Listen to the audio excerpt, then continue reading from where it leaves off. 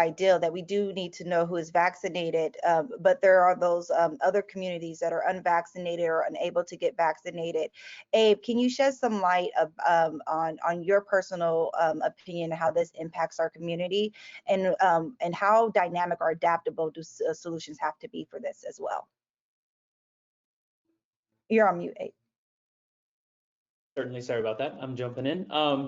So we definitely have seen this in multiple communities where the communities that are more vaccinated have less cases, they have less peaks, they have deeper valleys as far as hospitalizations, as far as people actually getting sick from the virus, because we do know that people who are vaccinated, even if they do get the vaccine, and just like a flu shot, just because you got your flu shot doesn't mean you will not get the virus, but it does mean that you have a 99% chance of not ending up in the hospital. So the other side of this, from my perspective, is if you get vaccinated, I'm not going to see you in the hospital. I'm not going to see you in the clinic even, because you're going to be most likely, 99% is what we're looking at right now, you're most likely going to have a very mild case or even be asymptomatic.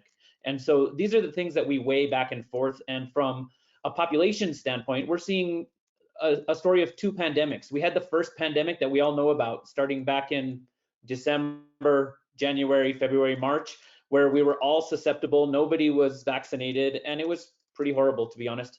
And now that a lot of people are vaccinated, we're seeing a second pandemic. And I'm not going to call it a second wave, but it's a second pandemic because it is affecting unvaccinated people much more than the vaccinated. And that does include our kids. Our kids can't be vaccinated yet. So this is the other piece of it, that if we're walking around and have the chance to get vaccinated, I'm pushing for that, you know. And the reason is I want to keep my kids safe. I want to keep your kids safe.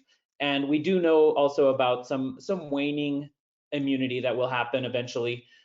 So these are kind of the big pieces that we see in the clinic, in the hospital, that I think the more we get vaccinated, the better we're going to do as a population, and we're not going to overwhelm the hospitals. We're not going to have other issues that will come up from that standpoint.